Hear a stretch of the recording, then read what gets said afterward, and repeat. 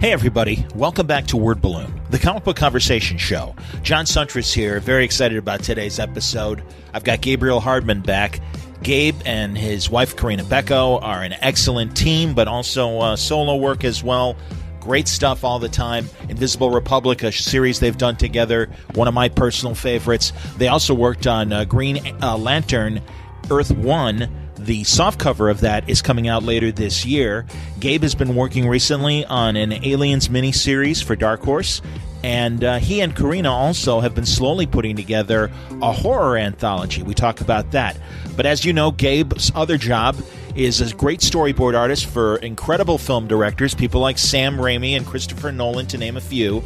He's been on a lot of big movies. He is a movie buff beyond movie buffs, an expert that has been called upon to work on special features on DVDs and regular film documentaries, and we talk a bit about some of his recent work in that area on some Hitchcock stuff, and also an incredible documentary about a husband and wife team. The husband, a storyboard artist, the wife, an incredible also art director and archivist. And it's really a great documentary, and Gabe plays a big part in that. And we just talk in general about the movies that Gabe has been watching recently. It's a scene missing, if you will, if you remember your older Word Balloon episodes. And I love doing scene missing, but sometimes it's just hard to get everybody together. So now I just pretty much know when I'm talking to somebody like Gabe or Hilary Barta or Andy Parks, just to name a few, even Bendis. We make sure that there's some movie talk in there. Well, this I would say is about 75% movie talk and 25% comic talk, but enough to satisfy you, I think, in terms of what Gabe is working on now and what his thoughts are on future projects. Gabriel Hardman on today's Word Balloon. Brought to you by the League of Word Balloon listeners. Thank you, League, for your continued support. Greatly appreciated as I continue to recover. And thank you for subscribing to Word Balloon via Patreon. If you're interested, Word Balloon is free, but if you want to help out the cause, you can go to patreon.com/wordballoon or go and click on the Patreon ad on our website, wordballoon.com. Thank you very much, League of Word Balloon listeners. Word Balloon's also brought to you by Aftershock Comics, the industry's fastest-growing independent publishing company. They're promoting new and established comic audiences to read dangerously this year. They're calling 2019 the year of reading dangerously.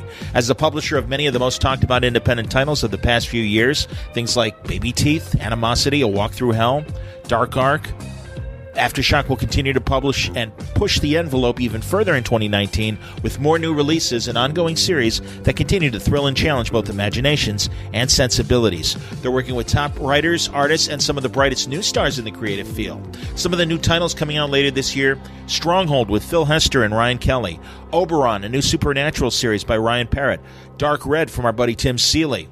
That's about a vampire living in rural America. Out of the Blue and Horde. Just a few of the titles that are going to cut across all genres and take readers far beyond their comfort zones. In the weeks ahead, we'll be talking to more Aftershock creators about their books, but you don't have to wait. Go to their website. You'll find full story descriptions, preview pages, and the diamond codes on these books to order through your local shop at aftershockcomics.com.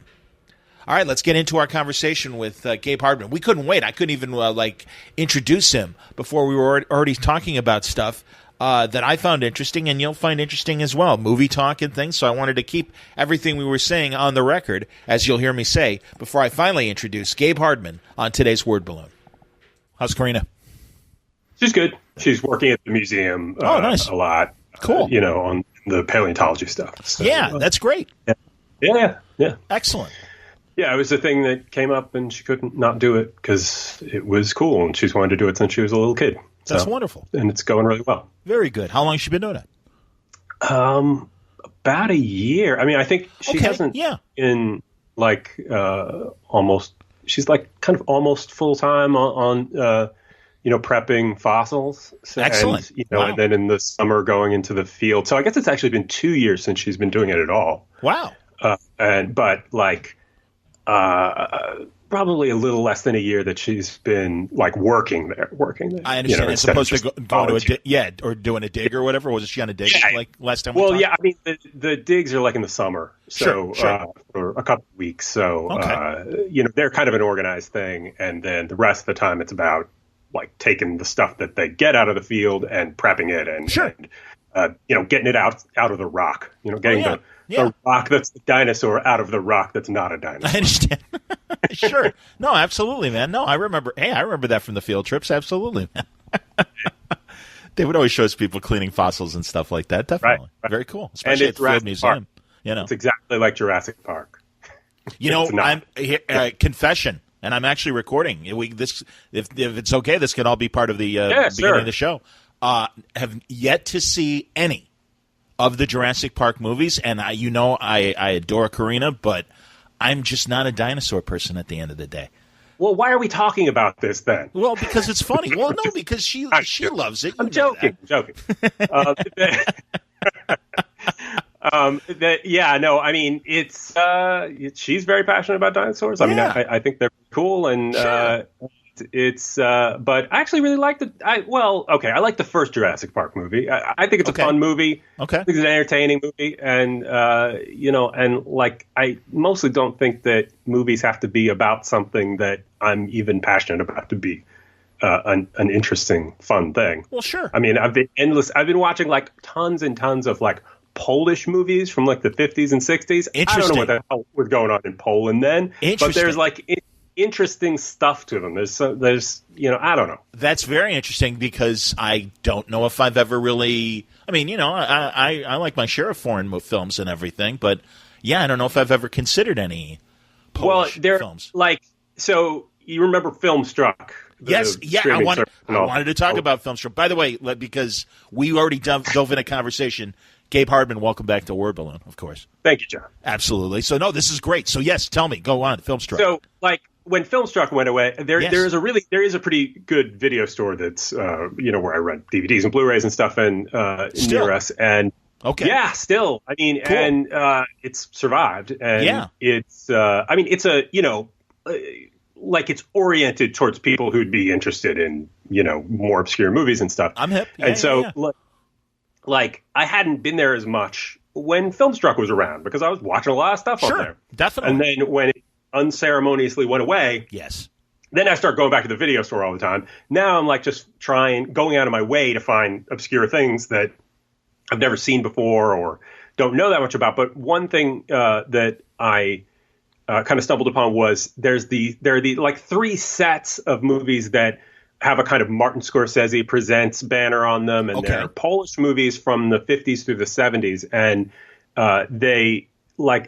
they're really beautiful Blu-ray transfers of all these.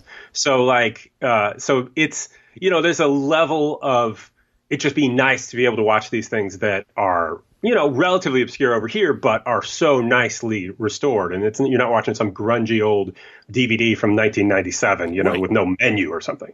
It's like it's nice, and I've found that to be very interesting. I mean, like I have only watched like one of them that I didn't particularly like, and they're often very odd movies, but like interesting. I mean, there's one called Night Train that is a sort of thriller. It's from the late 50s, I think, and it's a kind of whodunit thriller. Did this guy kill his wife? And but the fact that it's they basically resolve that part of it like 3/4 of the way through the movie, and then you still are with the people on the train, and they kind of sort out how that affected their relationships. And you get to the end of the line of the train, and everybody gets off, and you're still kind of on the train. And it just kind of like rolls along to an end, and it's like nothing like the way you would structure an American movie. Very cool. That's great. And so I've been really interested in this. Sure. So, and I don't know. It's one of my current things is watching these Polish movies. That's fantastic, man. Absolutely. What are you talking about? This is great. It's so funny. A couple listeners in the last couple months have said, "Hey, man, you haven't done a scene missing in a while," and I'm like, "Well, the people that I really love talking to about it are people like yourself and Hillary Barta, and I mean, and it's." And we're just not popular enough people to have on the show. No, that's not true. No, and also, well, now, you know that. But I know, you know me. And, you know me, I take everything literally. Exactly. What? No, I know too that you wanted to take a break for a while as well, it seemed. and I'm respectful of that. I'm bummed. I know you're taking a break as well from conventions. I am, yeah. I mean, the scene missing thing, I felt like it was always kind of a weird thing to have it on this show, though. You know, I mean, even if we talk about that kind of stuff in in the context of comics. You know, I don't know. That's true. But again, I mean, it's another geek passion. Yeah. And truly, definitely. I mean, that's the thing. And people love to hear, oh, I like old movies too, or I like, whatever. It always gives them something else to talk to you about beyond the work. Yeah. And sure, no, God, I'm telling you, I keep thinking about doing, and it's so cheesebally, but maybe it isn't, like, Turner's backstage thing, their little club, their little BS club and everything. And I'm jealous as hell not being in L.A. to be able to go to when they do the big festival and everything. And also, I actually went. I think last year was the first time I went to that with any seriousness. Because before I'd always been like, there was a con. I think Emerald City was always at the same time. Conflict? Okay. Yeah, so, my mom would go to it because she was pet sitting for us, but I didn't get to go. Wow. But, I mean, that's good. What'd you see last year? There wasn't a ton of obscure stuff, but it was, did we talk about this in the last one? I feel like we talked about this. We might have, and regardless, because, I mean, right now, and again, I wanted to talk because it's 31 Days of Oscar and everything that they're doing on Turner. And also, I'm looking for that link you sent me for your list of what you've been watching lately and everything. Oh, right. But we always, old movies. I mean, we saw Scarface, and John Carpenter introduced it, and which was great. I totally expected John Carpenter to just be this kind of curmudgeon guy who didn't care, and he was like so enthusiastic about this movie. And the Muni Scarface, I'm assuming. Yeah. Paul Muni. Not the guy. Yeah, you need to say that it's the one from the 30s. And now again, our audience, they might, and for a fleeting moment, because honestly, the Pacino movie. No, you're is a right. You're right. Too. I should have said it was the Howard Hawks. Well, Howard Hawks and Muni. Muni fascinates me because he made so few movies and was more of a stage, or at least that is. I mean, I don't know. I've really never gone to his IMDb, but I don't know how many. The Fugitive from a Chain Gang also. Yeah, I was Fugitive from a Chain Gang. Yes, and Angel on My Shoulder. I know that's a great movie. I'm a big fan of it. What's this one where he plays somebody like a. I don't know. This is great material, but where he plays the doctor, a historical figure of some kind, a doctor. I can't remember now. Well, because there's one. You know what? 50s. I got to get into the Paul Muni. I got to watch all these movies. I'm telling you, man. No, I feel the same way because he's fascinating, and all the actors like the way they talk about Spencer Tracy. This is the way they talk about Paul Muni. Yeah, and how great he was and everything. And, I know on stage, he did Inherit the Wind, and he was very famous for doing Inherit the Wind on stage. No, he's fascinating. And, I can't remember that name of that one of the 50s where the one I'm thinking of, he's like a New York tenement-like doctor that's like famous in a neighborhood. And there's a guy, it's kind of Citizen Kane-like in terms of they're trying to learn more about him or whatever, as I remember. Oh, I don't think I know that one. But I mean, I think Paul Muni is one of those guys that, like, these days, people kind of think George Raft or Paul Muni are the same guy, and, like, they're the polar opposite of actors, George Raft was just a lousy actor who just happened to be there, George Raft, and it was so funny, it was during the 2016 presidential campaign, he made a movie that takes place in Aleppo. And Aleppo kind of was one of the buzzwords because Gary, I can't remember his name, one of the fringe presidential candidates. Yeah. And then he's like, "What's Aleppo?" And that's right. I remember that. And it was like instead of he knew he screwed up George Raft and didn't make Casablanca after the fact. Right. So he made this other movie instead, and Turner showed it. No, I agree with you. Yeah, George Raft. It's kind of like mistaking. I don't know. I can't even think of a modern comparison of like a great actor and, like mistaking Tom Hanks for, I don't know, Sean, whatever, Stifler from American Pie. Yeah. I'm not going to insult that actor the way that you are, so I'll pretend like I don't remember his name. There you go. So everyone knows the story of Louis Pasteur is the one that I'm trying to think. Oh, of course. I totally forgot about that one. Boy, there's one I have not seen forever. Oh, my God. I remember that running like, on TV when I was young. Exactly, me too. Yeah, that's literally the last time. Isn't it weird? You know, it's funny. Franco and I were talking on our podcast the other day, and we were talking. Now, here's another terrible movie, but isn't it interesting how some movies just completely disappear? And do you remember that early 1980 Lone Ranger movie? Oh yeah, William Fraker directed it, I think. The director of photography, who was a great DP but a terrible director. Apparently. Interesting, I didn't know that. Wow. Yeah, I think that's right. I'm pulling that out of The Legend of the Lone Ranger. Legend of the Lone Ranger, yeah. And Clinton Spilberry, I believe, was the guy's name that played the Ranger, and he literally does not wear the mask until like the last minute of the movie. It's a total origin story. And the reason why it came to mind was we were talking about Christopher Lloyd, and I know you've been watching Star Trek of late, at least Wrath of Khan or whatever, and we were talking about Star Trek 3, and I'm like, where else he was a bad guy, and an excellent bad guy, although it's a terrible movie. He's and now I'm blanking on the Lone Ranger's bad guy. But I don't... he's the guy that kills all the other Rangers. Yeah, Bush Cavendish. Bush Cavendish, well done. Well done. Get a boy. I just looked it up. I'm still impressed regardless. No, you got I was, because I was afraid that I was wrong about the William Fraker thing, but I'm correct. Like that. Interesting. I think it might be like his only real directing credit, but I think he shot Rosemary's Baby. And he started as a camera operator, like an assistant camera on The Outer Limits with, Conrad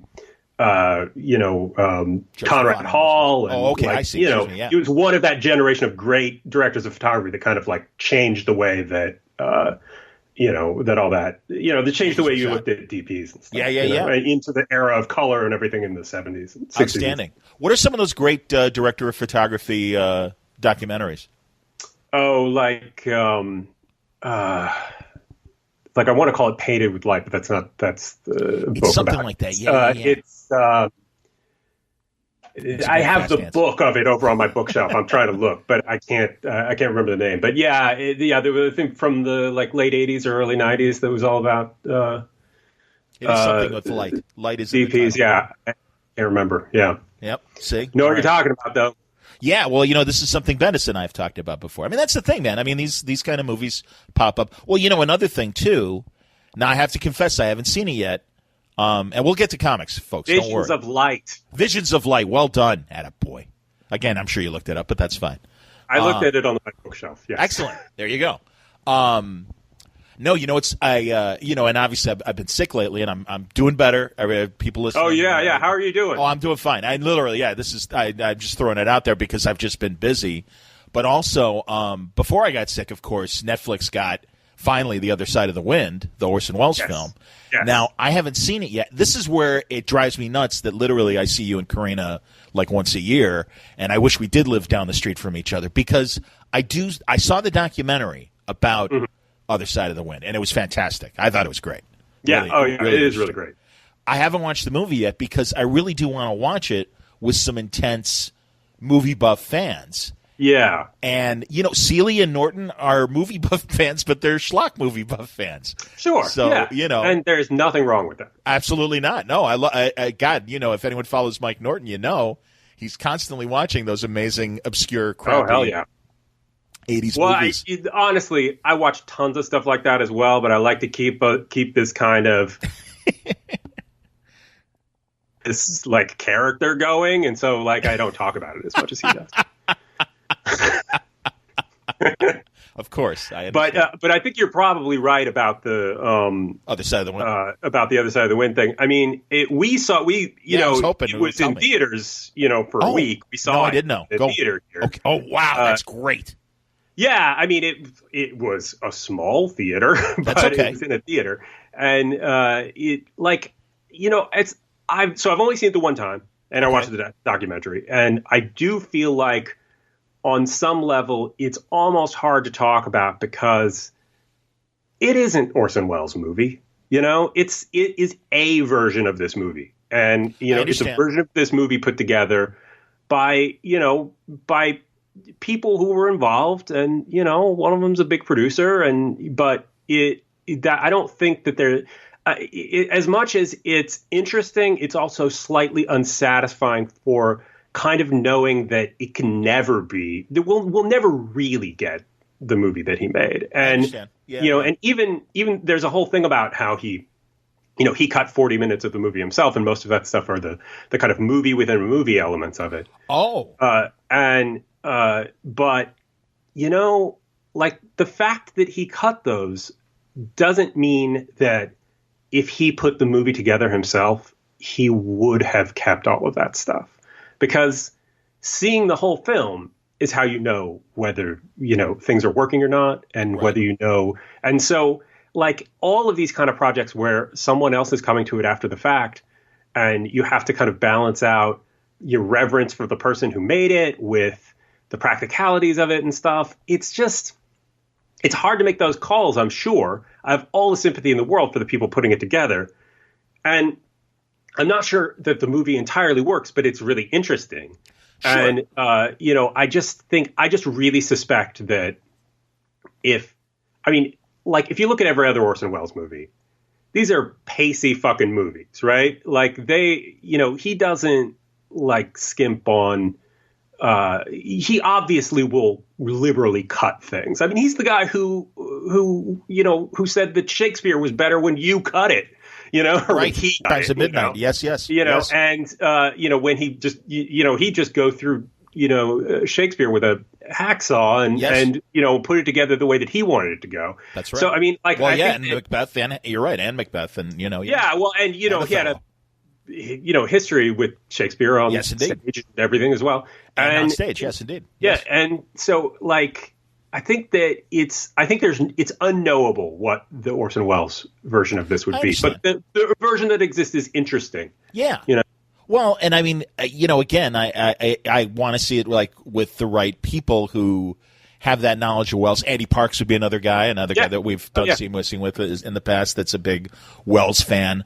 No, I am fascinated. And yeah, again, shorthand for people who don't know, it was Welles' last film. It was co-financed by the brother-in-law of the Shah of Iran or some Iranian monarchy family member. So the film was tied in like legal, problems for decades. And, I guess Welles told Bogdanovich in the 80s, if I die before this thing gets untangled, I'd like you to finish it. Right. And there's a whole great story of how they finally were able to, get the rights and get this rough cut. And Bogdanovich, and who's the producer that? It's God, what's his name from the Amblin days? It's. Oh, he's an Amblin guy. Why am I not remembering this? That's all right. I'll look it up. All right, you see, that's all right. I'm putting you on the spot. He directed Congo, so there's that. Hilarious. Well, I was going to say, too, about the guy who directed the Lone Ranger movie, that's like Stuart Baird, who's a great editor, but lousy as hell director. Yeah. And, they threw him Star Trek Nemesis because they owed him because I forget what movie he cut and saved. Right. And they kind of owed him a movie, and they're like, all right, we don't give a shit about Star Trek here. Yeah. I mean, I think that there's that, but there's probably some level of, wanting an outside voice in it. They just didn't make a very good choice. Probably. Have you, that movie is worth watching to hear his director's commentary because literally he doesn't dismiss Star Trek, but he'll you go through the scenes that he cut out and he's like, we really didn't need this. And it's like, yeah, as a Trek fan, yeah, you kind of did. I guess, but I mean, I don't know. This is the Star Trek Nemesis cast here, but I think that I think that's a pretty bad movie in every conceivable way. I agree. I hated it when it came out, and then I read the script for it, and the script was written by a guy who's a well thought of guy. Yeah, John Logan. Right? Yeah, and it's awful. The script is awful. It never gets started. It doesn't know what story it's telling. It never, it just doesn't. There was never a movie there. And if this, and really, Stuart Baird's an editor, but the way that he made the movie, you would call him a shooter, a guy who just comes in and shoots stuff, right? Shoots the script without a lot of nuance, or it just gets it done. Yeah. And I think that it even if somebody who knew what they were doing would come in and try to rework this thing into a more coherent story than it was. And like everything about the thing feels extraneous, and it never quite ends, and it doesn't really do any of the work of setting up the things that are supposed to pay off with Data dying and all that kind of thing. Yeah. I mean, but it's another kind of sad version of trying to do Wrath of Khan again. Absolutely. And, which you just recently rewatched, I know. Yeah. And I think it's great. I think it's really great. I completely agree. I think that but Nicholas Meyer didn't care about Star Trek, and he didn't, he just wanted to tell a good story, and was able to just look at the things that had already been there. And he's a good pastiche artist, and he, that's like his main talent. He did the 7% Solution and Time After Time, time after time. And like his whole shtick is taking pre-existing things and kind of kludging them together in ways that can be satisfying. Absolutely. And, I thought he did an amazing job at that in Star Trek 2. And I'm obviously not alone in this. And, it's not, being a fan is not the thing, that's not the important thing for a successful making film. Something. Yeah. To some degree it's about having respect for the material, but it's also just about knowing how to tell a story and and having some sense of how you can use these raw materials to make something compelling. And clearly no one involved in that movie had any idea. No. Yeah, that's interesting because Mark Altman, who co-wrote Free Enterprise, the Shatner Star Trek parody that Rob Meyer Burnett directed, Rob's been on the show a few times. I like Rob a lot. I think he's a funny guy, and I think he's always got an interesting point of view. I don't agree with everything he says, but I really enjoy hearing him, and especially I love hearing him talk about Trek. But Mark wrote those great oral history 50-year mission books about Star Trek. Yeah, right. And it was interesting, especially what you say about reading the Nemesis script, because I know Spiner and John Logan were preparing the next movie, and Nemesis did so badly that Paramount's like, yeah, that's okay, no thanks. And also, I'm sure Patrick Stewart being like, I don't want to come back, and now he does, of course. Which I can't blame him. Yeah, it's been a couple of years. Oh yeah, absolutely. Yeah. Well, and also, man, fingers crossed. I don't know. Are you watching Discovery at all?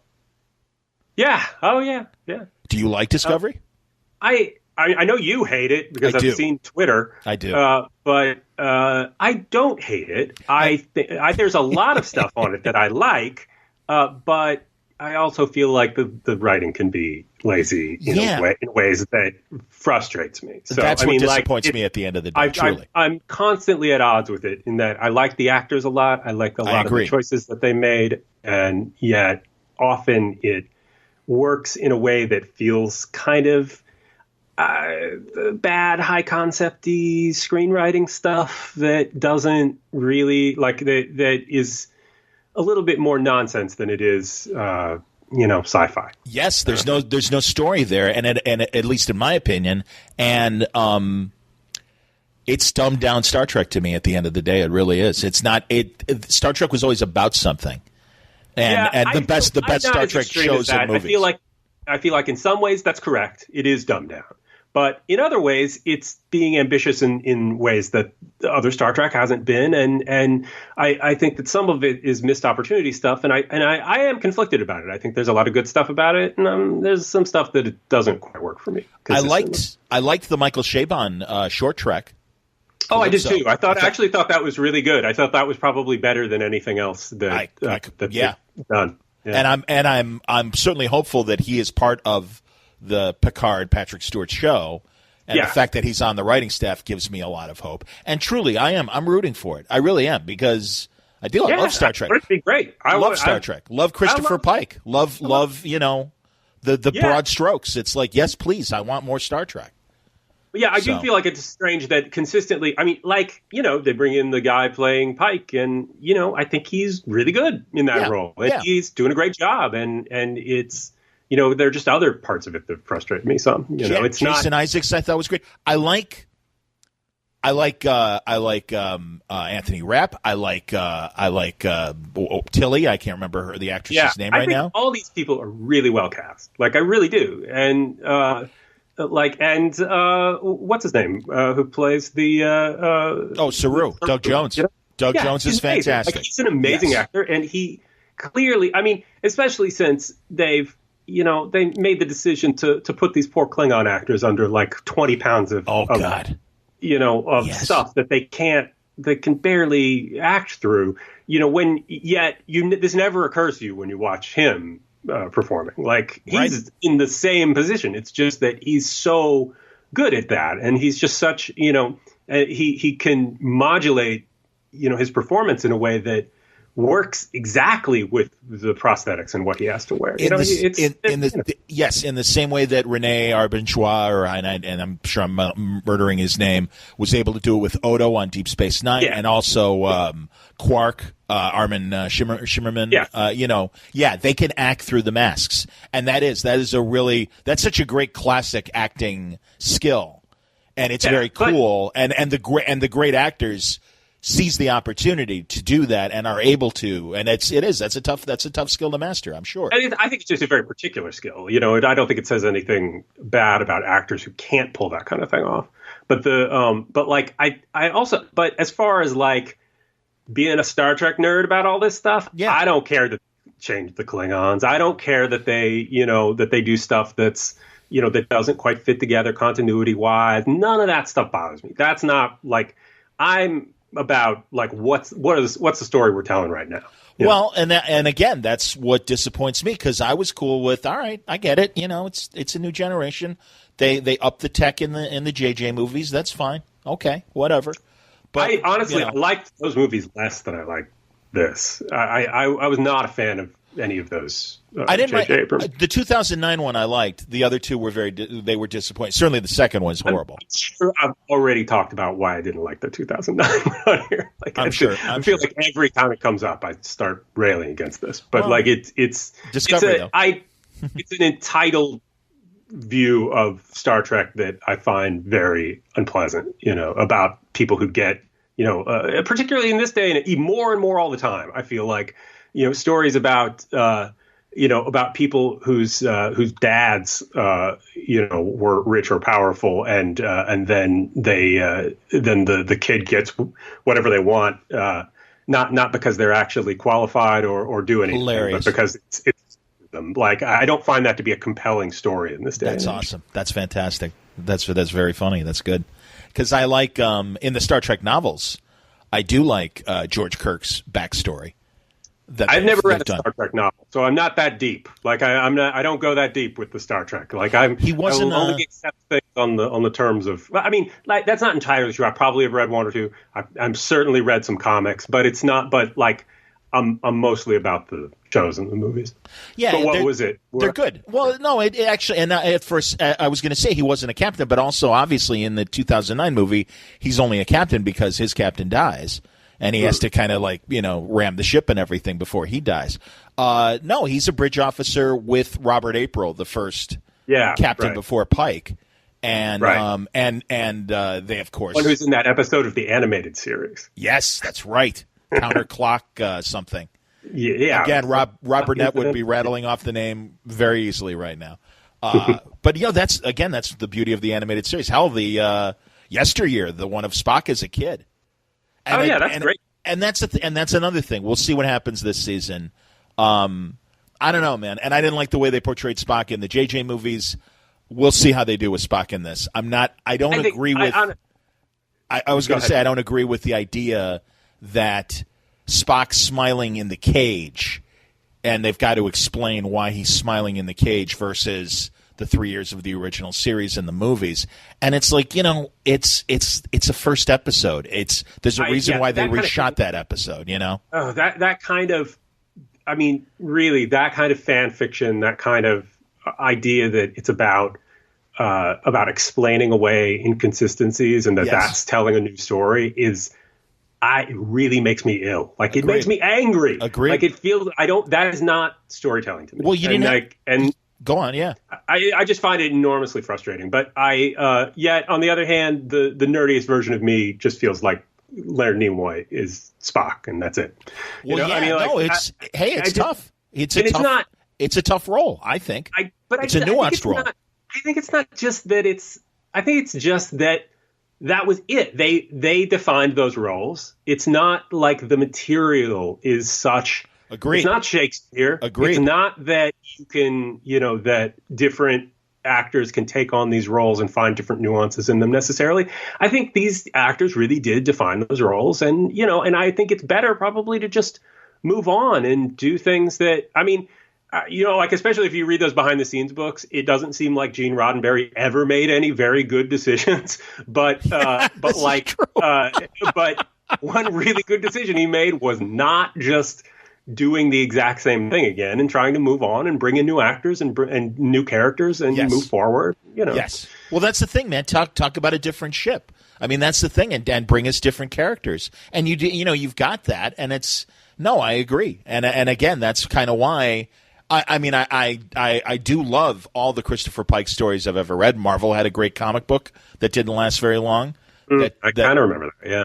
In the 90s with Christopher Pike, and there's been a few Pike novels here and there and short stories. I think he's an interesting character, and I don't mind him as a side character. I got to be honest, at the end of the day, I think Sunita Martin Green is a great actress. I'm not a fan. I'm not a fan of Michael Burnham, the way the character's written. To me, it's always she's just got every answer, and it's just she's just really a little too there with every answer, and it's just like, I don't know, man. I don't know. I haven't found that to be the problem. I mean, I really haven't. In a way that I didn't find Voyager was like that. Voyager had a lot of strong women in very important roles, and it just they have. Okay. Look, I couldn't make it through Voyager. I checked out. Okay. I understand. I just think Voyager it was a very problems. good show, And, Mulgrew. I think Mulgrew was fantastic as Janeway, and I also think B'Elanna Torres, and I'm forgetting the actress's name right now. Shame on me. Was very good. Jerry Ryan. I mean, she was there to be sexy, and I get that. I think she, when was given good material, could be very good. Voyager's inconsistent. There are good Voyager episodes, but I don't blame you for checking out because it kind of walked away from the original premise and was too clean. I don't mind that. Really, just didn't think it was very well written. I didn't think it was a very good show. And so. I can, I'll go pretty far with this whole Star Trek thing, but it's, if it's not working for me, I'm not sticking around. It's not, I can't, I'm not that kind of fan of almost anything, I agree. Certainly not, I'm not that kind of fan for franchises or characters or whatever. To me, it's about who are the people making this thing? Is this thing well written? Is this thing well made? Is this, and there's obviously a lot of wiggle room here because, how many times have I watched Star Trek 3? Sure. It's not a very good movie, but I still enjoy it. And there is a lot of it is a lot about. Granted, it also came out when I was a kid, so sure. I was if it came out in probably 84, and so I think that's right. Maybe it sounds right. That's around there. So around there. 84, I was 10, and 10 is the classic age where. If you have an opinion about a movie you saw when you were 10, it doesn't matter. Agreed. Oh yeah, it's totally irrelevant. And you shouldn't even say it out loud to other people because you're wasting their time. Do you remember Attack of the Show on G4 back in the day? Had a great segment they used to do called "Your Childhood Sucked," and they would always do callbacks to toys and movies and things, and be like, "Yeah, guess what? You watch it now. It's not as good as you thought it was." Yeah, so it maybe. I'm more saying it could be brilliant, it could be terrible, and it makes no difference because you were 10 years old when you saw it. So kids like anything, sure. they don't know what critical thinking is. So sorry all you 90% of the population out there with your kids, but it's true, Well, it depends. I mean, I do think also you never know, something might spark you in a way when you're 10 that is some quality and it I always say that Jerry Conway, I always say that about when he wrote the Gwen Stacy dies story, That blew my head off. And I was like 9 years old when I read that, and I'm like, oh my God.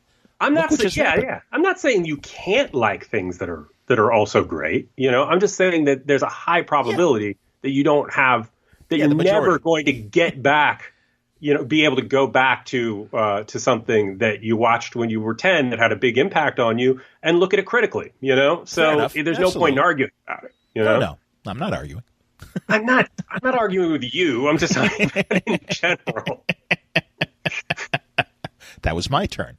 No, man, this is great. I love this, and I always, as you know, I'll give you a franchise that I got to be honest. I liked the first movie, I haven't watched the other sequels, the Planet of the Apes new movies. Oh, right. You know what? We got nothing to talk about because I haven't watched them either.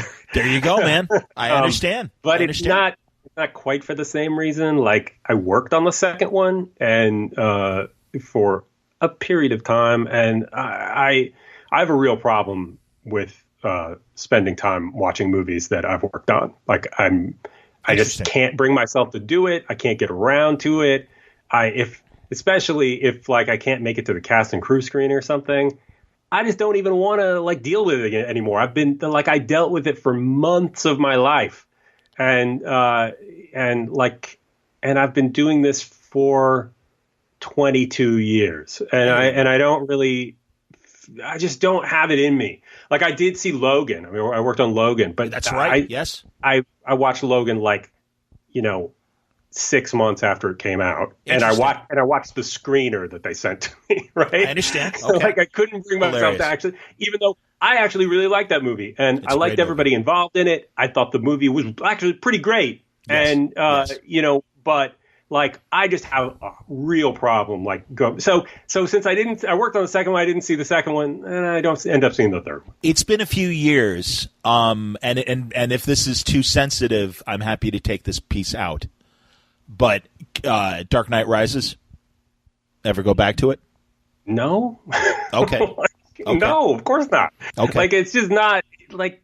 The last thing I'm going to do is go back and watch movies I worked on, and I also don't have, more than anything, you could talk to any other person about The Dark Knight Rises, and they're going to have a more credible opinion than I will. Okay. Because I spent all that time working on it. And sure, man. And all what I think about are the circumstances of making it, not, and like, I'm just coming into it from a different enough place that my opinion isn't even credible, when it comes to it. And I don't, I saw it once and I don't think about it. And I don't know. I mean, but honestly, I'm not really in, I'm not in much like my entitled Captain Kirk speech about Star Trek 9. Like, I'm not really in a Batman place right now with, just a super rich guy beating the shit out of poor people. It's not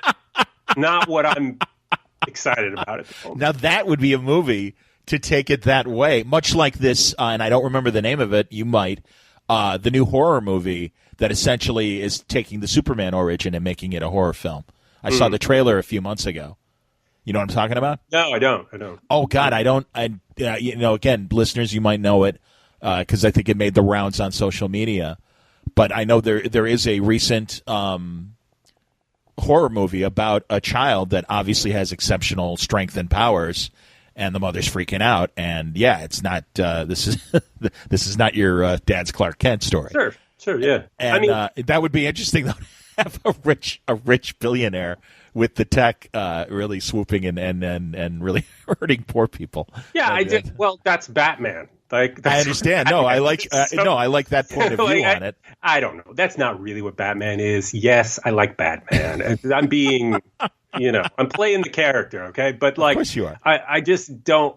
It's just not something like the particular bent of those movies is not something that I'm super excited about right now. Anyway, and I haven't liked any of the other stuff. Any of the I mean, obviously, it's not controversial to say that the recent Batman-oriented movies have not worked so well. No, they haven't. I mean, again, we'll see what happens, I guess, with both the Joker movie and the new Batman movie. And again, always holding out hope, much like Star Trek. It's like, I want it to be good. We'll see. I shrug. Yeah, it's fine. Like it's maybe not for me right now. I understand. Are you going to see Captain Marvel? Probably not. I don't know. No problem. Maybe if it gets nominated for an Academy Award or it's an Academy Award contender and they send me a screener, then okay. Yes. Do you get Academy Award screeners? I like it that people are excited about the movies. I like it that people are excited about Black Panther. Absolutely. And and that people find something in that, and that that people are finding excitement and empowerment in that or in Captain Marvel. I mean, honestly, I do really think that's great. I also just don't think these super bland movies are my thing. I'm hip, and that is a conversation we've had before, and I understand that. Yeah. And yet, you are able to tell great superhero stories. You and Corrina did a great job on Green Lantern, Earth One. Yeah. And now, is the softcover coming out soon? Yeah. The trade is coming out in May, I believe. Cool.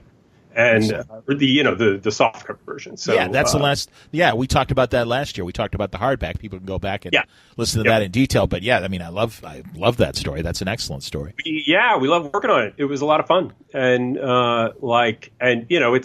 were able to tell it from a point of view that made sense to us, and about things that interested us, and sure. DC was super supportive of that, and it was a lot of fun to do. Yeah, I'm not, I like it. So much of this stuff gets mixed up between the medium and the content, and sure. Like the superhero movies are movies. And comics are comics, and the fact that one is a comic about whatever Green Lantern, and one is a movie about Green Lantern. To me, those things are incredibly different because they're different forms, right? Yeah, and the form is the thing a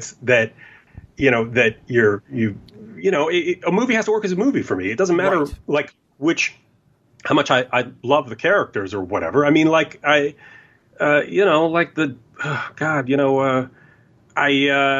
loved the Doom Patrol, right? Yes, I know you do. Yes, indeed. Certainly the Bruno Premiani art in the '60s one, and I was, 14 or something when the Grant Morrison one came out, and that was a perfect age for that, because it's, sure. It's about, it's kind of pseudo smart, and it's interesting and everything, yeah, and has crazy ideas, and crazy ideas are great when you're like 14 years old. Yes. And, but that doesn't mean that I'm ecstatic about, the DC Universe Doom Patrol series. It's just a completely different thing. Have you seen the Titans episode? No. I saw it. I got to tell you, I liked it. And and again, it is faithful visually to, the classic Doom Patrol, at least in my opinion. And I did like it, and I think I like Jeff Johns' take on the Doom Patrol.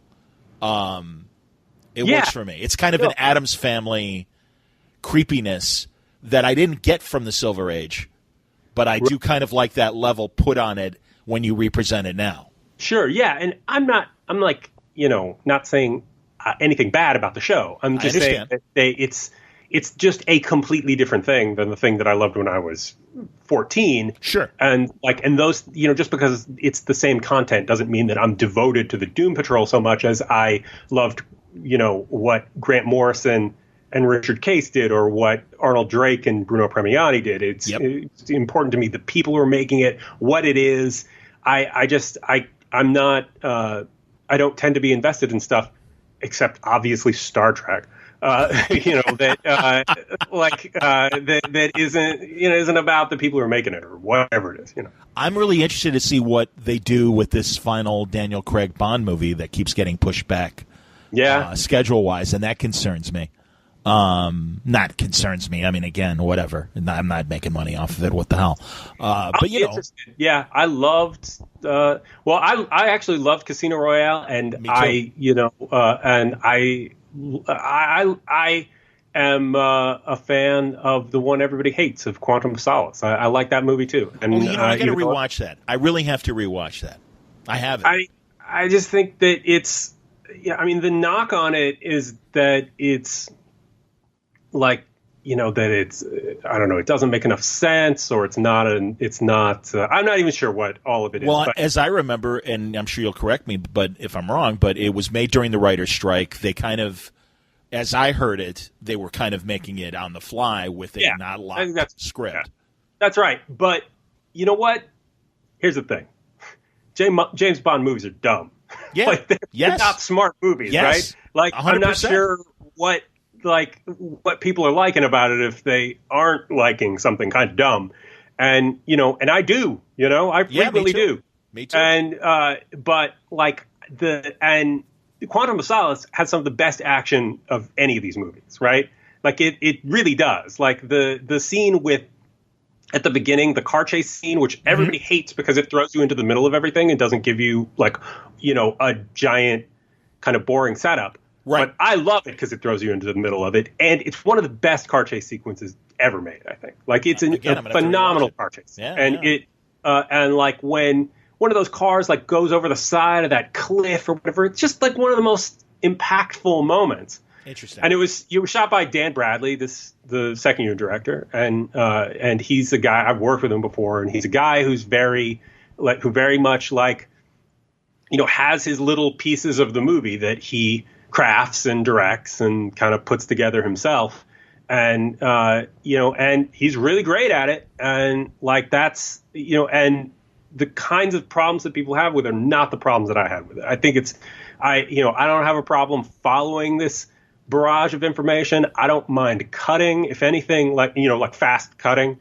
I think that that this trend now towards everything being in one shot, like it's like you're a revolutionary if you actually cut anything anymore. And if it's not like some endless stitched together digital shot, right? And so, and I don't like that at all. I don't think that I think that that's often very ineffective. And, so like, I just, there's a lot of stuff in Sauce that I think is great. So that's cool. I don't know. Well, and just apart from maybe Casino Royale, I'm not sure there is a Bond movie that works, on a dramatic level and every level that you would hope a movie would work on. Otherwise, it's a James Bond movie. I hear you. Well, one guy like that, as you described, the guy who did Quantum of Solace, Peter Hunt with On Her Majesty's Secret Service. Peter Hunt, for people who don't know, was the editor on all those early Sean Connery movies. Yeah, and after all you're talking shit about Stuart Baird, exactly. Well, he's the 180. He's the 180. Came through, Absolutely, he did, and I do. I truly think On Her Majesty's Secret Service is one of the best James Bond movies, and Lazenby, did a competent job, not a great job, but I always say I'm like Father Flanagan when it comes to the James Bond actors. There's no such thing as a bad Bond actor. It's a question of did the story serve? Again, did the writers and the director did they serve the story? And that's what but you're right. They are dumb movies. That's the appeal of them, though. Great. Well, no, absolutely. It is wish fulfillment in a lot of ways, and certainly more different generations' wish fulfillments and stuff. And again, it's been interesting watching the choices to fit James Bond into the modern era. Timothy Dalton, they messed with the formula then, trying to make a PC James Bond, and although he was underserved. The first Timothy Dalton movie almost works. I mean, I like Living Daylights. It's a better movie than a lot of. It's certainly better than a lot of the Roger Moore stuff. I mean, I think that they would have been served, like on a lot of these things, they would have been served by bringing in some new people, and not falling back on, like behind the camera. Right. John Glenn, who was a great first and second unit director, gets promoted and does a couple Bond movies, and I think. Did he do Living Daylights? I know he did License to Kill. I thought he did, but I'm not 100% sure. But that's the thing. Again. Yeah, I mean, but then again, on the other hand, Martin Campbell did GoldenEye and then came back and did like the best James Bond movie. That's right. With Casino Royale. So it doesn't always work that way. You're right.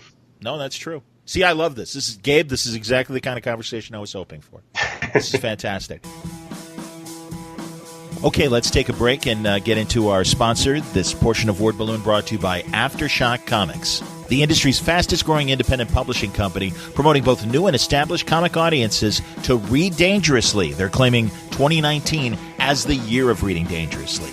As a publisher of many of the most talked-about independent titles of the past few years, things like Marguerite Bennett's Animosity, Garth Ennis' A Walk Through Hell, Dark Arc from Cullen Bunn and Juan Doe, and of course Donny Cates and Baby Teeth, Aftershock is pushing the envelope even further this year with new releases and ongoing series that continue to thrill, chill, and challenge both imaginations and sensibilities. Aftershock is working with top writers and artists and some of the brightest new stars in the creative community. Some of the new titles that are coming out this year, things like Stronghold with Phil Hester and Ryan Kelly, Oberon, a new Supernatural series featuring Ryan Parrott, Dark Red, a vampire living in rural America from Tim Seeley, and things like Out of the Blue and Horde. They're going to cut across all genres to take readers far beyond the comfort zones. Now, in the weeks ahead, we'll be talking to more Aftershock creators about their books, but you don't have to wait. Go to their website. You'll find full story descriptions, preview pages, and the diamond codes on these books to order through your local shop at AftershockComics.com. All right, let's get back into our conversation now on Word Balloon. Because unfortunately, because I was sick, I didn't get a chance to really see a lot of the Oscar movies.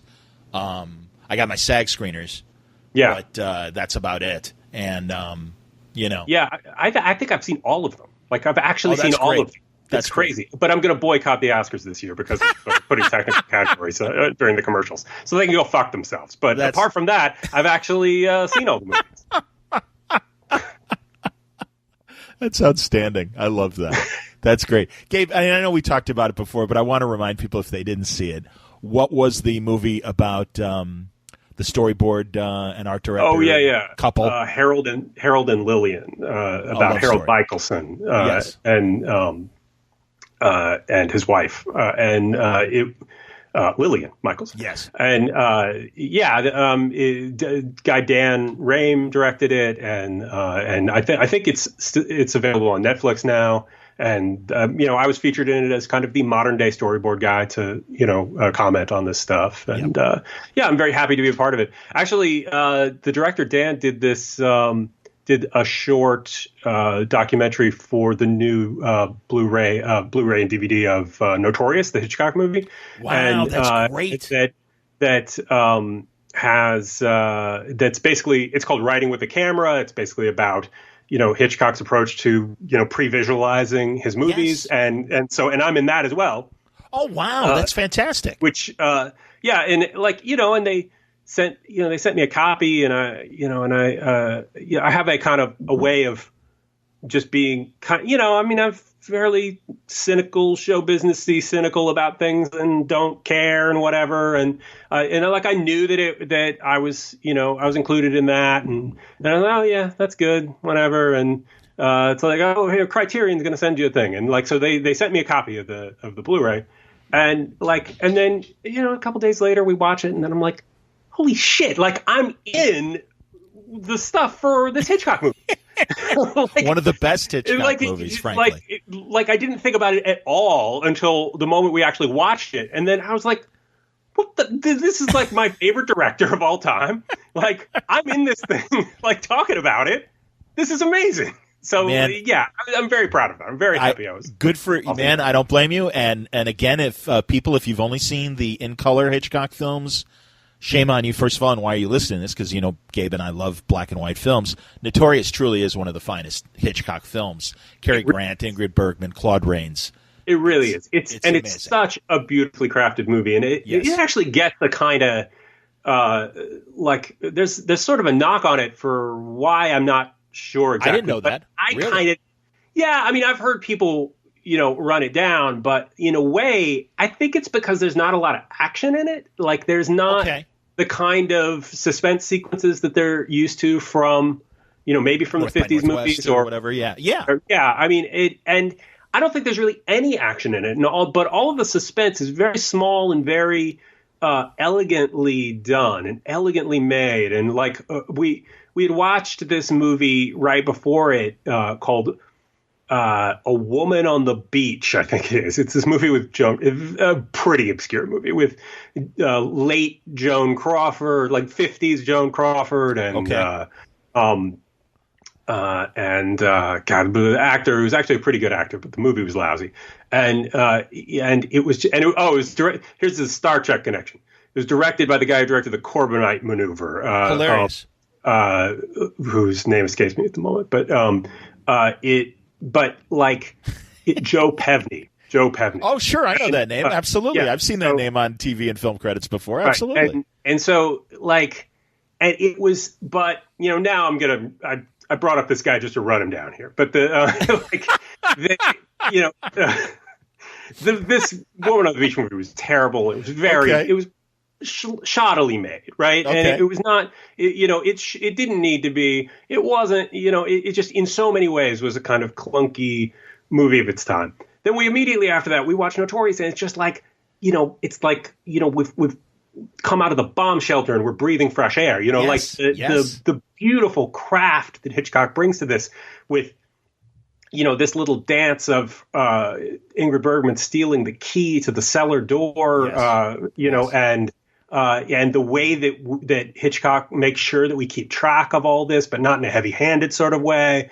It's just like, as somebody who sits around and for my job as a storyboard artist, tries to, figure out, somewhat elegant ways of staging scenes all the time. Sure. It is just such a wonderful thing to me to sit back and watch a movie like that is so, obviously everybody's a master of suspense or whatever, but it's really masterful, It's just the way that he can so elegantly do that is something that I love.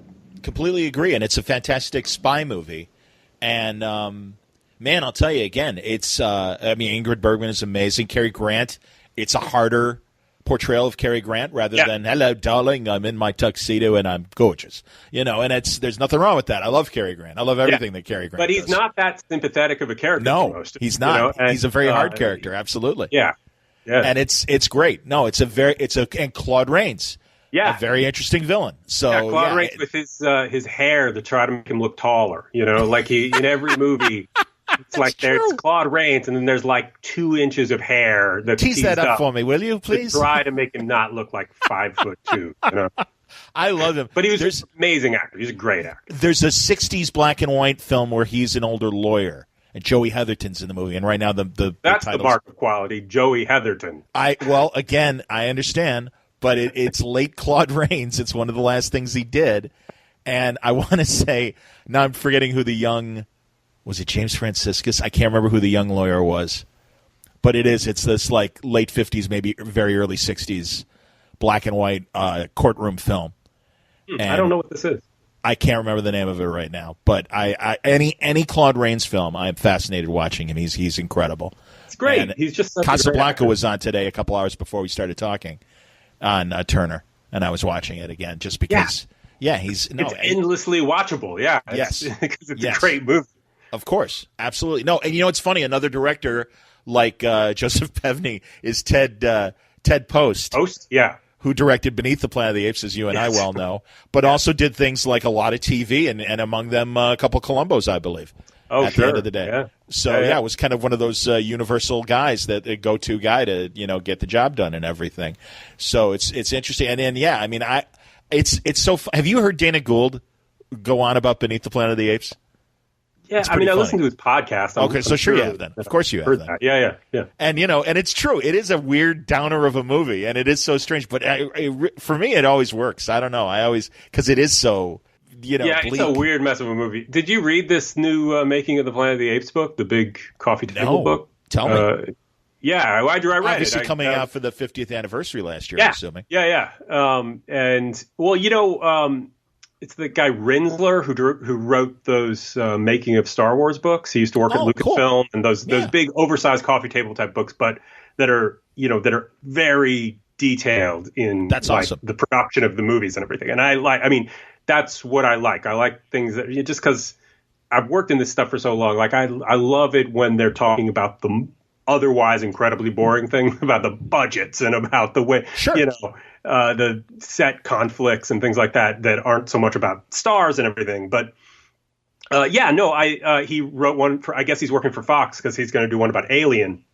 Oh, which wow. I'm also very excited about. But it's It's really good. I mean, it's not quite, maybe not quite as, minute nuts and bolts as the Star Wars ones, but I think the Star Wars ones he had a lot more access to archival stuff, you know? Yes. I mean, I think that, although you would think Fox would still have a lot of that stuff, because the Fox is like the only studio that still has a library on the lot. Oh, interesting, because I was going to assume that, no, like a lot of studios, they just kind of, sweep it away and don't realize what they're throwing away. All that stuff left a long time ago. But, I was working on a movie like 2 years ago. It's Call of the Wild. Jack London, Call of the Wild? Yeah. Okay. Like they're making it now. Harrison Ford's in it. Interesting. But it's so visual effects oriented. It's like all CG stuff. So like I worked on it a long time ago, and they've been working on it forever. But I boarded it. But cool. But it's a Jack London thing, so it's set in the Yukon, and like the best place that they went for getting the visual reference for that was the Fox library, which still had not only like all the materials from when they made Call of the Wild in the 30s. But like they had all the research that those people used, all the photos, of, those towns and stuff that that production used from 70 years ago or whatever it is. So that's amazing. Yeah, 80 years ago. Yeah, that's incredible. Almost 90 years ago. Jesus.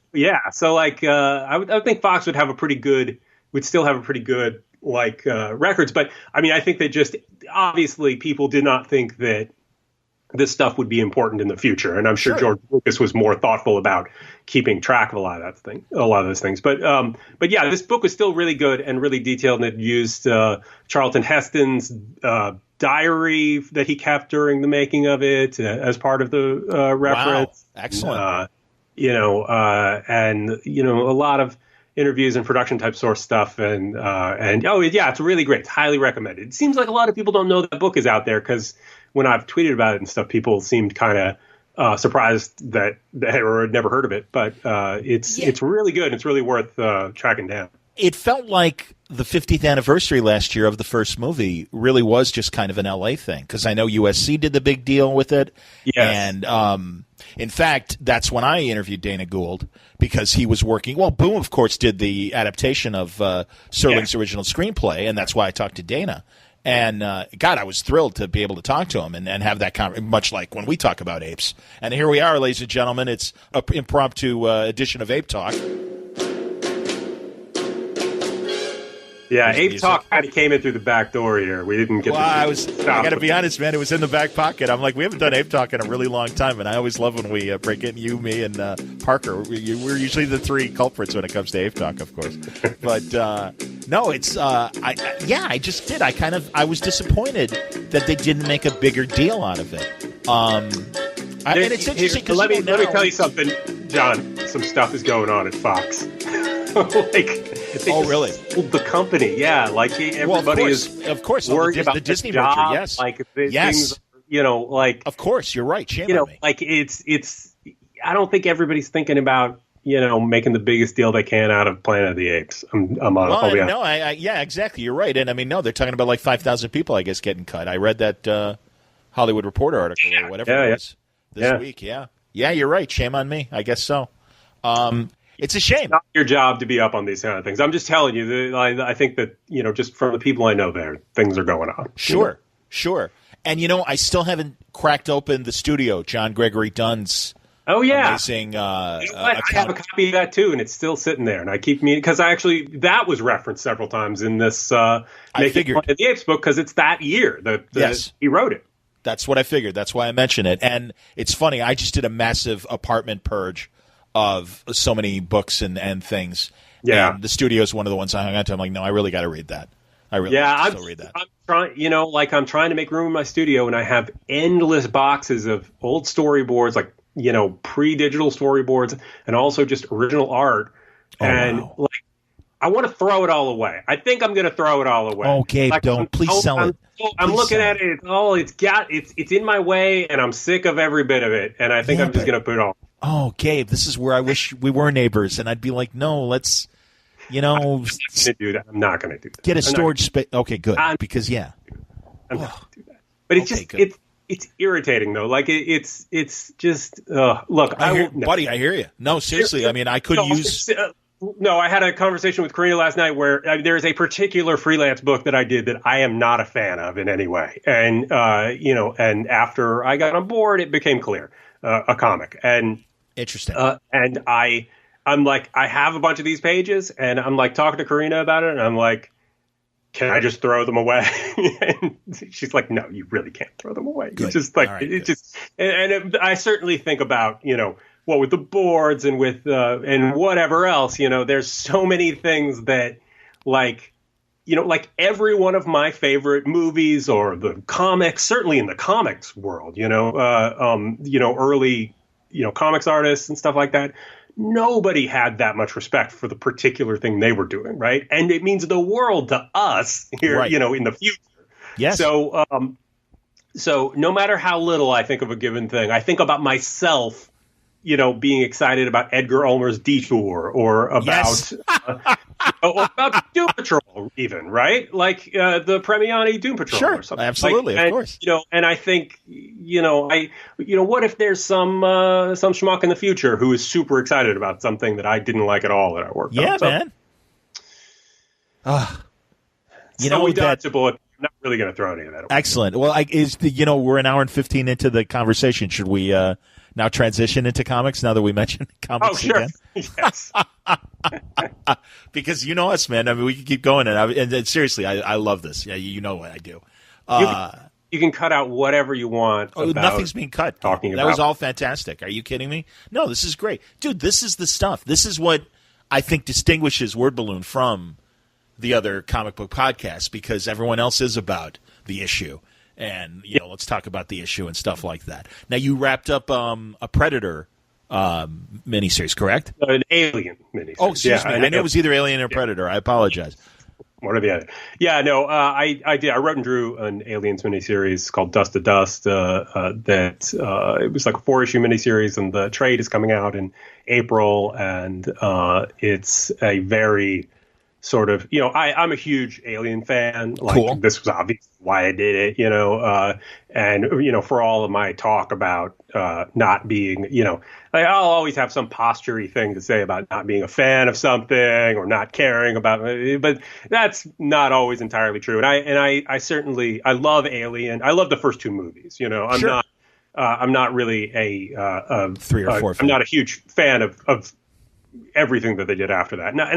And you talk about Predator. I could not possibly care less about Predator. Like, I didn't even like the first movie when it came out. I saw it in the theater. Like, and I think it was 1987, and I think I saw literally every movie that came out in 1987, and I didn't care for Predator.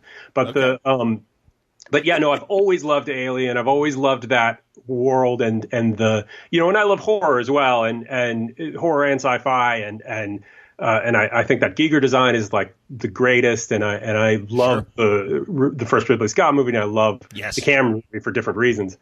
And and so I really, really all that happened with it was I've done several different licensed books, right? Star Wars tapes and other things, I'm sure, and I at some point tweeted, I think I've done all the licensed books that I need to do. The only one I would even, think about would be an Alien book. And then I just got an email from Randy, the editor, the next day going, so you want to do an Alien book?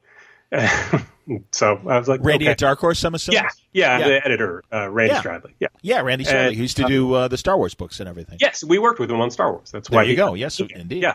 And so, and so I was like, I guess I do. I do want to do one. So, cool. It's a very, it's in a lot of ways a small scale story. It's a very sort of intense story. It's about a 12-year-old boy who's caught up in the middle of an invasion. Wow. And it's, and really has nobody to rely on. Like, the adults around him are not people that he can trust, and it's a story about, the kind of story I've been interested in doing for a while, which is from the point of view of a kid not from the point of view of a parent, not understood, not about, being a parent scared for this kid, but the kind of the lack of control in a world, like in the world of a kid where you Certainly have other people making choices for you and you don't have that agency, and that's a scary, interesting thing to me. And so I wanted to tell a story like that set in that world where everything in his world is coming apart and chaos, and and he has to just get off the planet, So interesting. It's very intense, small scale, but also really hardcore action book, Very cool. And you got to play with the Geiger designs, obviously. Oh, yeah. Yeah, definitely. That's excellent. That's great, man. Yeah. That's fantastic. That's really great. That's terrific. Wow. Excellent. 4 issues, and it's a trade, and it's coming out. Yep. So it's just a totally self-contained thing. You don't need to know anything else about anything. You don't even need to know anything about Alien, It's just, it's a very, it's a character-driven action story. That's excellent, man. That's very, very cool. Now you mentioned that, you don't want to do any other franchise books. Would you ever want to do like a Bond story? Oh, yeah, I don't know. I mean, like, I know that it's come up before. I don't know. I mean, I know Jeff Parker's done. Yes, indeed. He's doing a great job. It's real great. Yeah, I really enjoy it. But I don't know. And also, Greg Pak, and and now shame on me, Mark Laming. Yeah, no, absolutely. Good Lord, those are great. And Ibrahim Mustafa. Ibrahim is great. Yeah, I'm friends with all these people and talked to them all about this when it was going on. And yeah, no, I think all the stuff that they've been doing is great.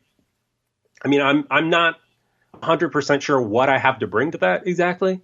But it's not, I'm not against it. It's just that the realities of this stuff are all these things take a lot of time, Sure. and well, of course. Yes. And like, unlike other artists who also write, I really do like to draw the stuff that I write because it gives me the full spectrum of storytelling in the storytelling toolbox. And there's a thing where other artists who write want to be taken seriously, and the only way to be taken seriously in comics is to write things that other people draw, because you are actually not considered a writer if you aren't writing things that other people draw.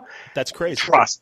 Okay. Yeah, I know, but that's crazy. Like I know that, like Ty Templeton, a fine artist who writes, occasionally. Well, there are loads of, and I'm not begrudging people writing things for other artists. I think that that's great. I'm just saying that the way that the industry works, where there's a perception that you're somehow not really writing it if you are also drawing it.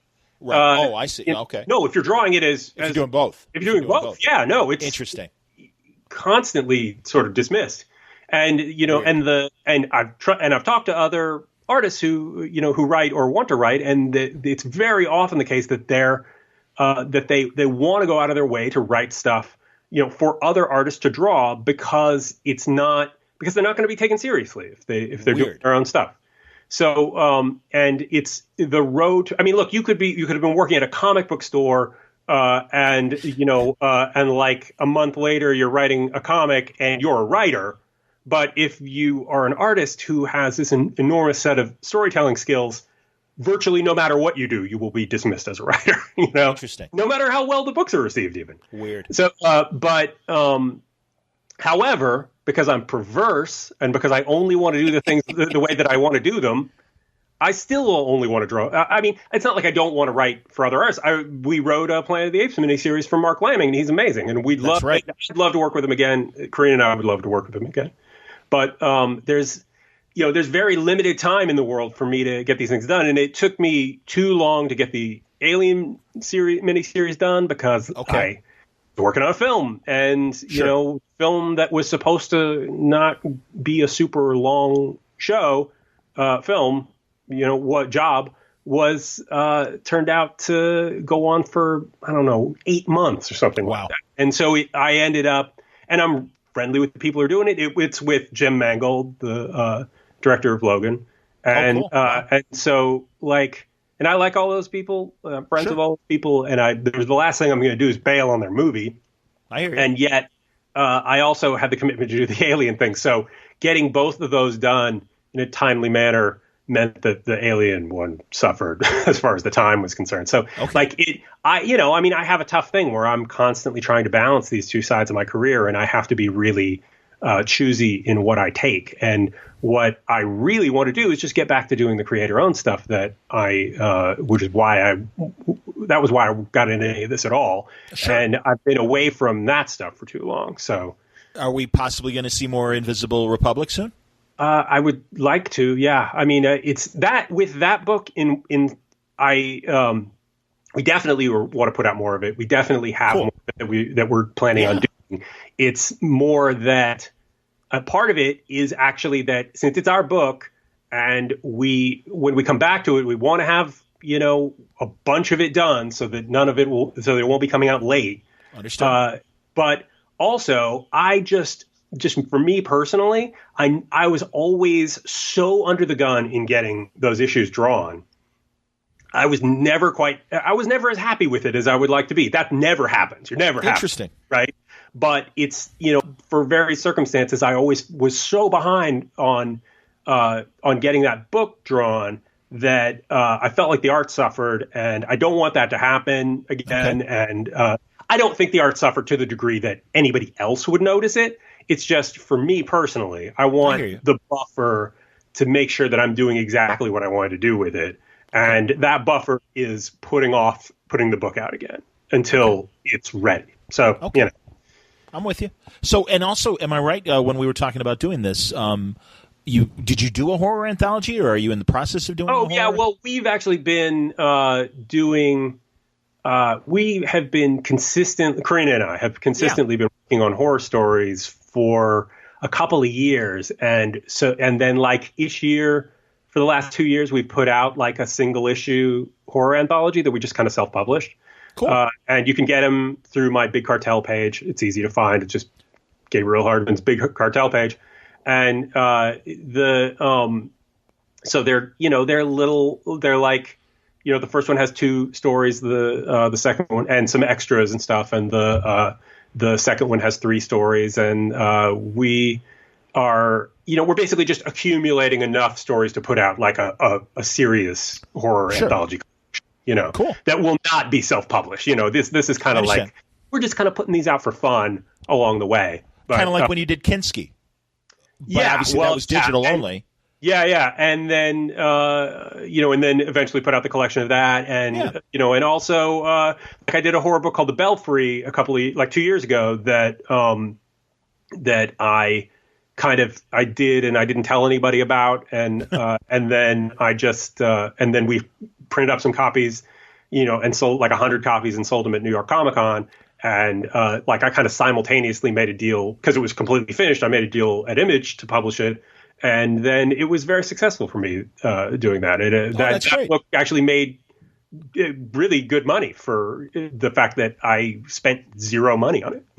That's excellent. That's wonderful. Yeah, because I don't remember the Belfry. That's fantastic. We never talked about it. So that's great. Yeah, it probably just came in a like a gap when we hadn't done one of these for a while. So okay. But you're not a horror fan though either, right? So no, but I certainly it's just like when I talk to Seeley. I appreciate your guys. I mean, it sounds condescending, but I truly mean it. I appreciate the people who love it, and I do think good horror. It takes a skill, and especially making good horror comics. I don't think that's easy. Yeah, I mean, for me, I certainly. I mean, the general idea with it is just that you can't have jump scares or the kind of right. But most of those things are the cheap things that I don't like about horror movies either. That's fair too. That's fair. Most of what I like about horror is more about psychological horror and more about mood and atmosphere and stuff like that. And I think that's the kind of stuff you definitely can do in comics. Certainly they did with Creepy and Eerie and yes, and lots of great horror comics through the ages. And I think that I lean much more towards things that are disturbing and difficult and that, you know, and I think that the horror comics are entirely right for that kind of thing. I'm not particularly a fan of slasher movies or neither am I. That kind of thing. Anyway, I mean, like I love Rosemary's Baby or whatever, you know? Absolutely, 100%, man. No, and I'll be honest, for me, the lack of horror, a lot of times I'm a wuss at the end of the day. I really am. Yeah. I freely admit that. I always say, like, you know, Decades, one of the digital channels that some people may have in their cities and some may not, they've been rerunning Dark Shadows. Oh, yeah. And I was literally that kid that, I mean, we'd all be playing in the neighborhood. We'd all stop what we were doing to watch Dark Shadows, and I was the kid behind the couch. Because terrified of soap operas, absolutely, right? Absolutely. A horrible video they're shot on. Oh, it's creepy. Oh, man, I'm telling you. And then you add a vampire to it, and, you know, what can you do? I'm telling you, Jonathan Frid and David Selby scared the shit out of me when I was a little kid. Absolutely. It's the truth, man. And although I got to say the first Dark Shadows movie is kind of really creepy in a good 70s way. I've not seen that. Maybe I've never seen it. I'm not sure. Like, I don't think. Maybe I've never seen that. The first one is good. The first one. And, you know, again, Dana Gould, I loved Stand Against Evil, his IFC show. No, I know of it. Yeah, I never got the chance to see it. It's the 3 seasons. I'm pretty sure they're still on Hulu. I'm sorry to say, I know I listened to the most recent Dana podcast, and he said it didn't get renewed for a 4th season. But he got to make 3. Just listened to the.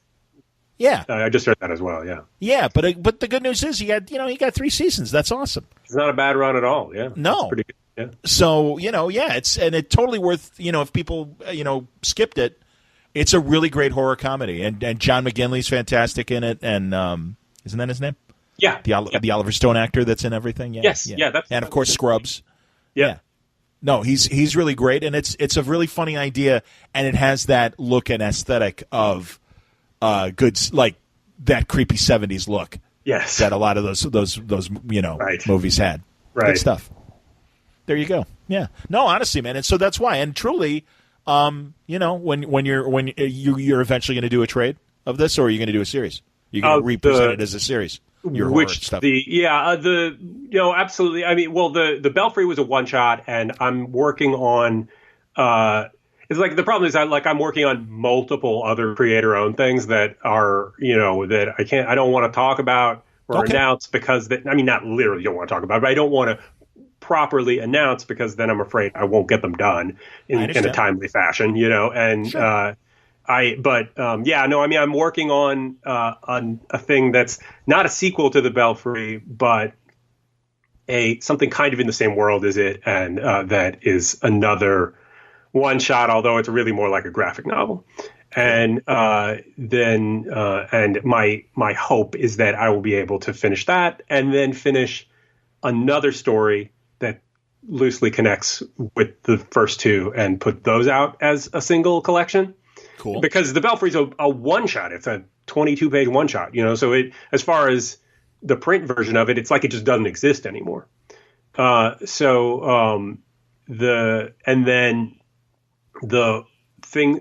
horror stories that Corrina and I are doing, the Belfry I just wrote and drew myself. Mm-hmm. And the ones that Corrina and I are doing, where those are all like, some of them I write and draw myself. Some of them Corrina writes on her own and I draw, and some we write together and I draw. I'm drawing all of them, but those are something that we hope to put together as just a collection of the short stories with like one big longer form story that would kind of anchor the book. And when that's going to happen, I'm not sure. I would love it if it came out for Halloween 2019. I'm not 100% sure that can happen though. Okay. That's awesome, man. That's great. And again, I'm thrilled. I mean, I like your creator-owned ideas as well, and I'm always excited. And Corrina's a fine writer as well, and that's fantastic. So I might even actually read when your trade is ready. If you certainly with the Belfry, don't read that book, John. Okay. If you get squeamish about stuff, that's hilarious. That is an uncomfortable book. Right?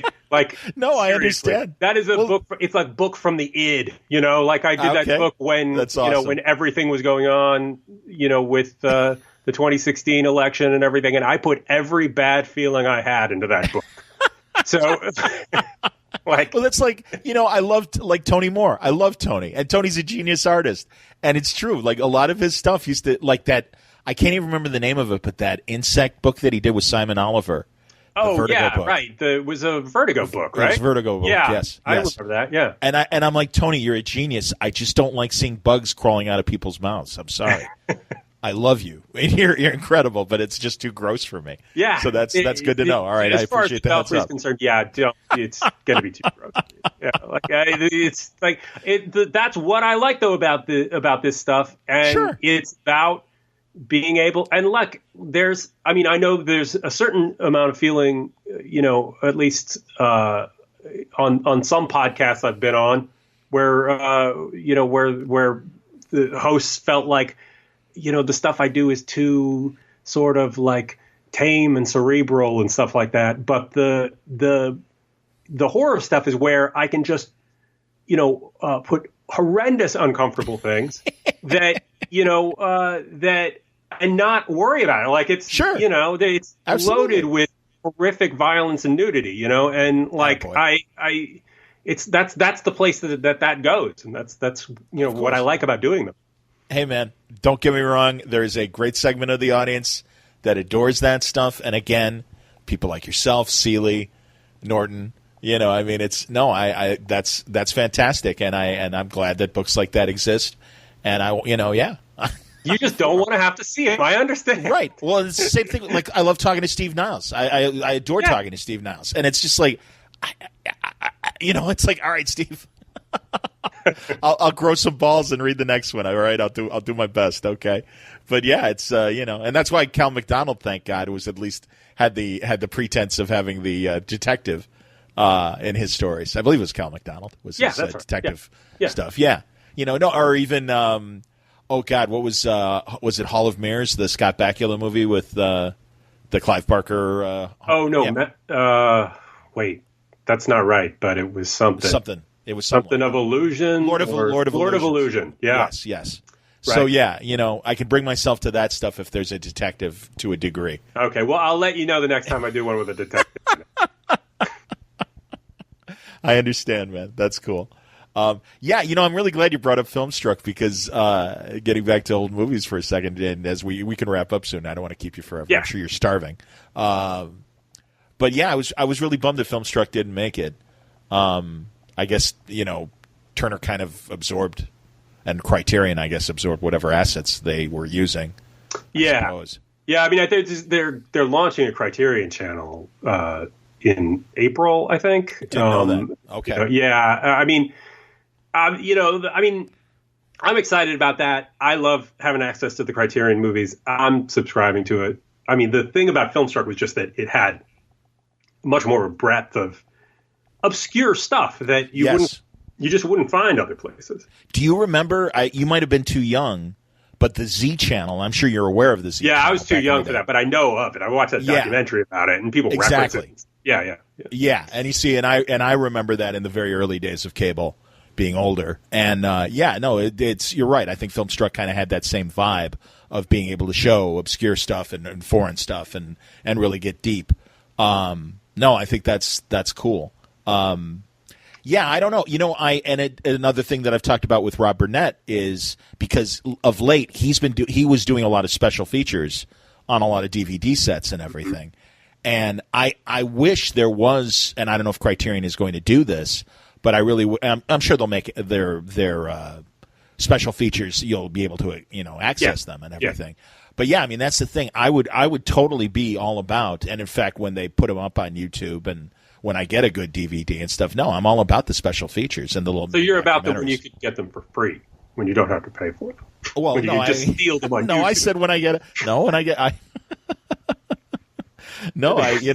You're right. But, I will watch them on YouTube, but I also, of course, I watch them on the Criterion discs. And God, I'm really glad they are going to have that stuff on the Criterion channel. And also, I think they're going to continue with the kind of specially produced things that they had on Filmstruck on the Criterion channel. But, it's just, I just don't know. I mean, I would also love it if there was just a Turner Classic Movies channel, if there was just a one that that just had all of the stuff on there accessible that was not linked to having cable.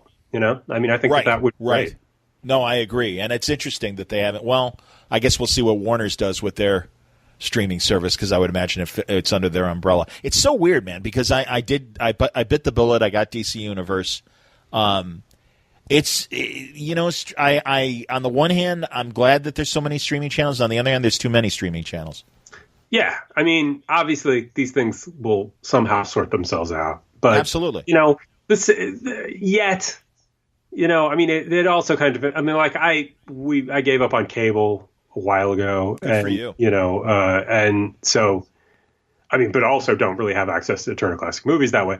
But like I really do think that's not. I mean, the streaming service is $7 or something, a month. I mean, like compared to paying for cable, it's having several of them is not that big of a deal, Right, You're never going to pay quite as much as you did for cable. And and I've also just kind of switched them out when something was done that when Twin Peaks: The Return was over, I don't have Showtime anymore. I got something else, So I mean, they're modular in that way too. I hear you, man. It is interesting though, because I have to say HBO manages to come up with TV ideas that I'm like, all right, I'm actually interested in that. I'm going to keep it, but I just have the HBO streaming service. Yeah. I mean, like I just have that and watch them on there. There you go. Well, I'm getting close. I haven't cut the cord yet, but I am getting close. I love The Deuce, the show about. The Deuce was amazing. Yes. I think New York in the show. 70s. Oh yes. yeah, I loved it. And cracks me up. Loved the second season of it with the absolutely with like the whole porn industry thing. I think that's so interesting and amazing. I completely agree. I really am interested. I don't know if you've listened to that podcast that the people who do this podcast consulted on The Deuce. No, I haven't heard that. I'd love to listen to it. What's it called? The Rialto Report. It's like, wow. It's about the 70s porn industry, but like taken very seriously and dealt with as an industry and talking to people as human beings, and it's not a creepy, salacious thing. It's like it's like about these people who worked in this industry at that time. So I understand. I just talked to, and forgive me for the comparison, but I just talked to Dennis Kitchen about Underground Comics. Yeah. Yeah. And it was the same thing. It's like, all right, tell me how this worked. Yeah. How did you manage to make money doing this? Right. Yeah. And selling your stuff in head shops and everything. Yeah. It's maybe off topic, not exactly what you're talking about, but like the last time I went to New York Comic Con, he had a booth or a table, like a couple. Yes, I saw. That's where I met him. And I went and I bought a ton of underground comics that he had, but because like I had never even really been exposed to that stuff that much. Like I'd never, or had just not quite been interested in it. But like, I understand. When you go beyond just R. Crumb or whatever, and get into just people making these crazy books, doing whatever they thought was interesting.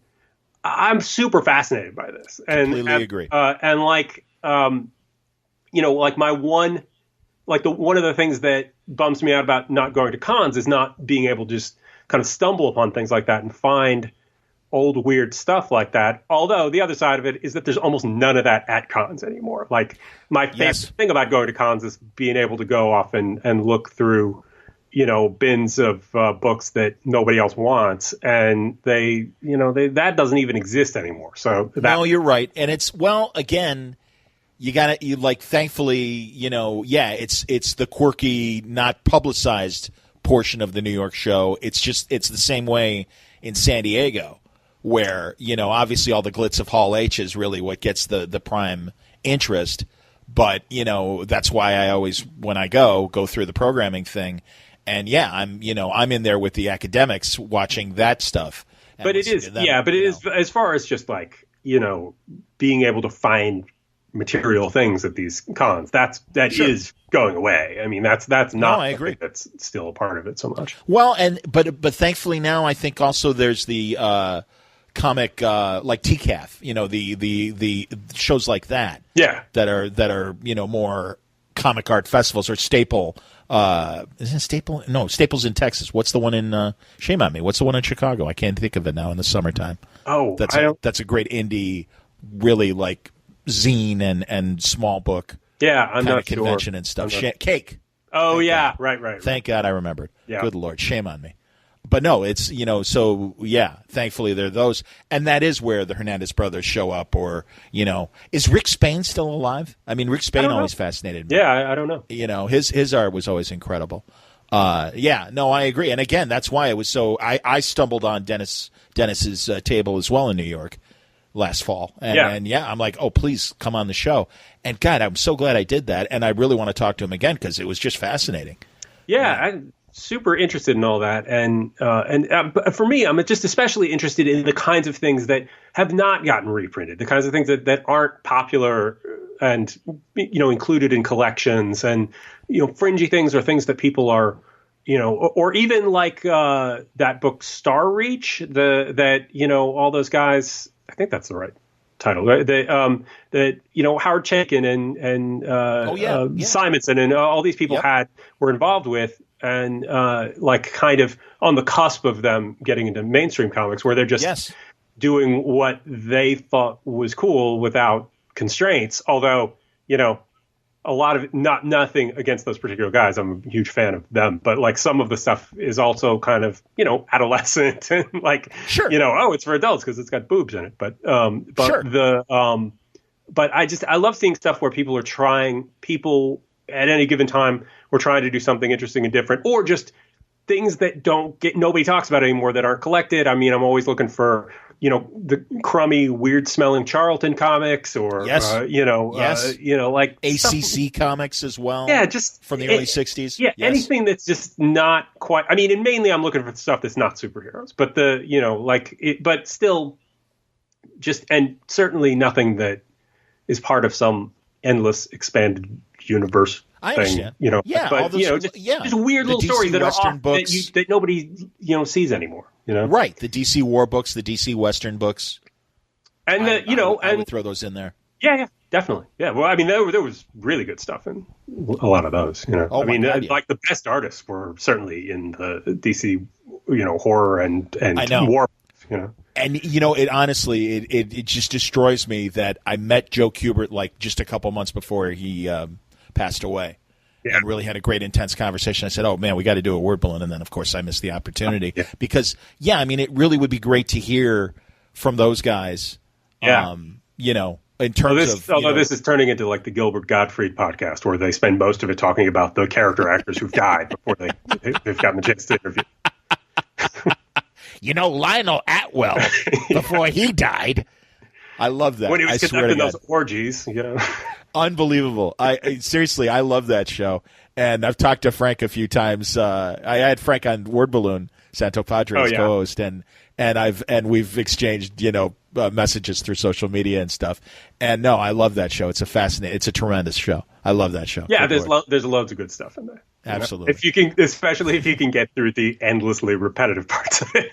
That's true. Like the Cesar Romero story, for instance. Yes. Absolutely. Yes. So, Gabe, I'm going to let you go because Absolutely. I understand. Yeah, we're clearly at the end of the conversation, but as always, good stuff.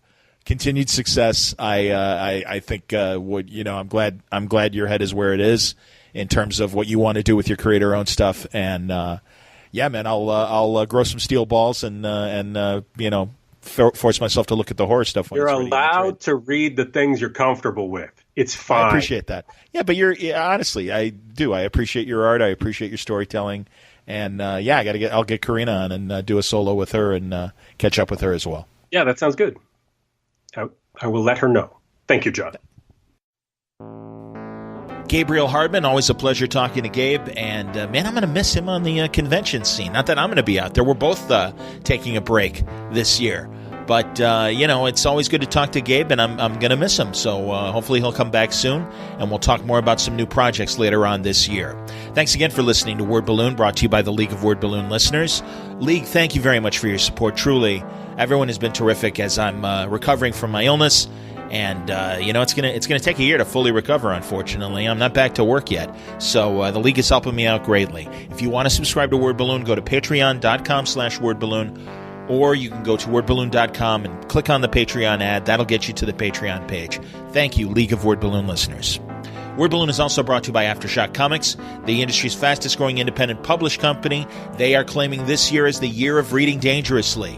Lots of great books, things like Animosity from Marguerite Bennett, A Walk Through Hell from Garth Ennis, Dark Ark from Colin Bunn and Juan Doe, Baby Teeth from Donny Cates. Lots of great stuff, and more new titles on the way later this year. Stronghold, just a few weeks away with Phil Hester and Ryan Kelly. Oberon, a new Supernatural series by Ryan Parrott. Dark Red from Tim Seeley, and also Out of the Blue and Horde. In the weeks ahead, we will be talking to more Aftershock creators about their books. Likely the next conversation will be with Phil Hester. But you don't have to wait. You can go to their website. You'll find not only great articles about their stuff that have been printed all over the web, but full story descriptions, preview pages, and the diamond codes on these books to order through your local shop at AftershockComics.com.